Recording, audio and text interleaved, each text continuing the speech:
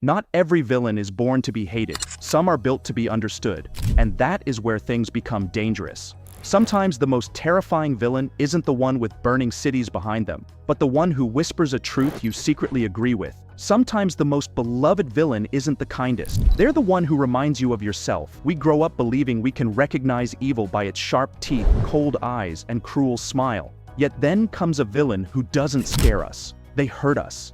They crawl under our skin, twist our heartstrings, and suddenly we're not screaming for their defeat. We're hoping they win.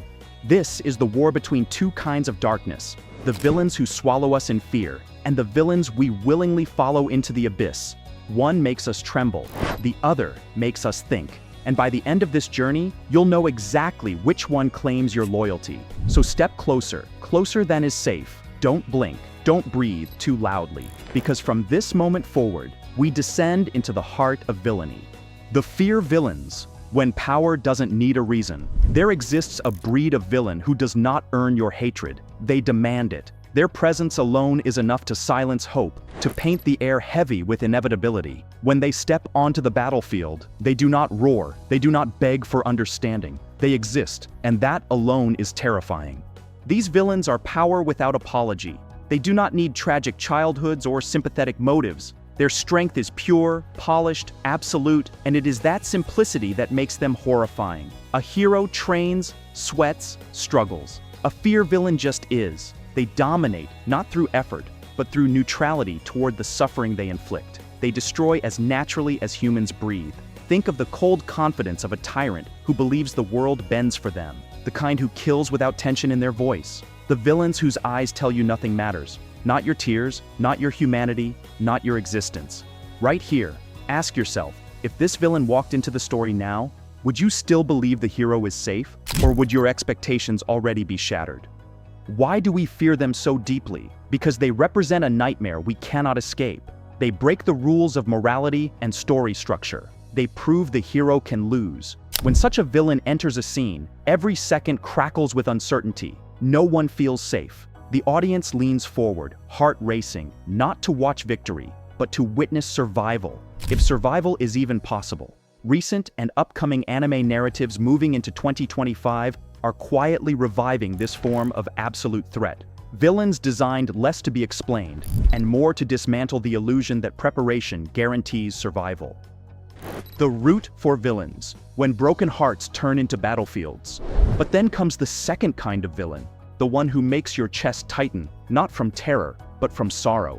These are the antagonists who once stood beneath the same sunlight as the heroes, who laughed with innocence, who dreamed with open hearts, who believed the world was gentle until the world proved it was not.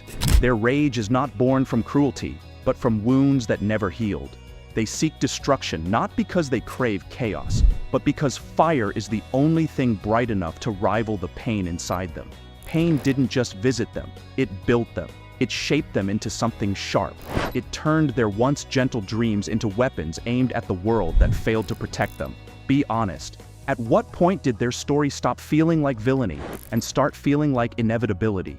And somewhere beneath the rage, beneath the scars, and shattered ideals, there is still a flicker of childlike innocence, a memory of who they were and who they could have remained.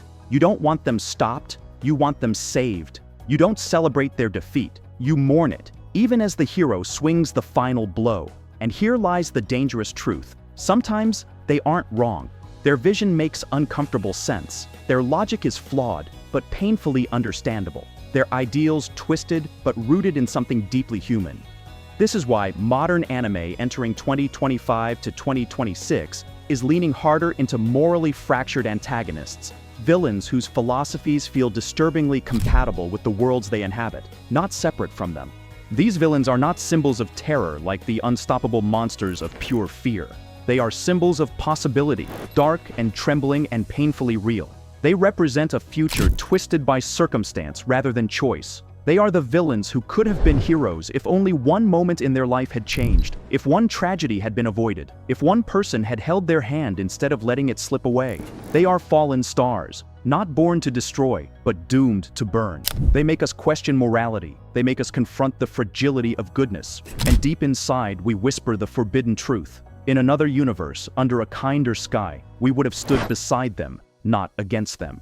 Why we fall in love with the dark side, the psychology of evil. Here lies the question many try to avoid. Why do villains grip us harder than heroes? Why do we quote their lines, wear their symbols, and defend their decisions with more passion than we defend the protagonist? There is something magnetic about antagonists, something uncomfortable, something sharp. The answer, once spoken aloud, feels almost dangerous. Heroes show us the light, but villains reveal the truth. Ask yourself right now, are you watching this story hoping the villain is defeated, or secretly hoping they're understood? Fear-based villains enchant us because they are chaos made flesh, unstoppable storms wearing human skin.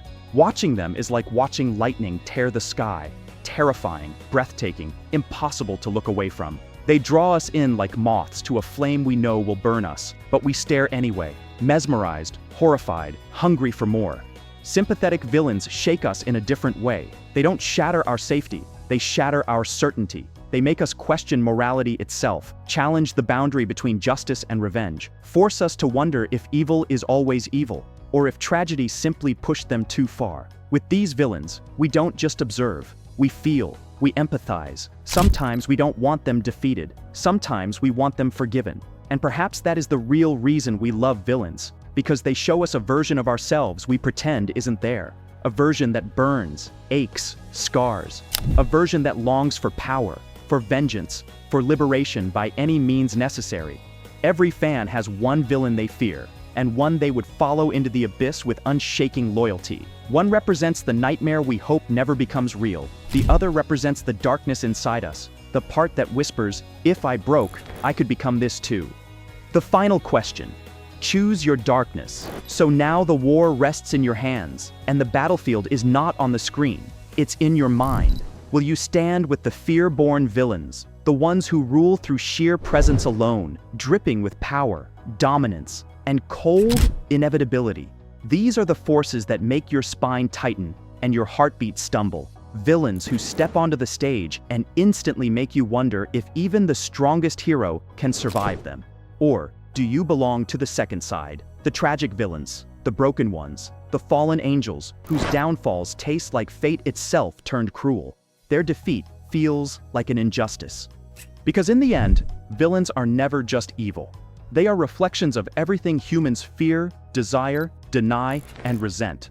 They are mirrors held up to our darkest potential, philosophies wrapped in blood and sorrow, warnings of what the world can create and what we ourselves could become.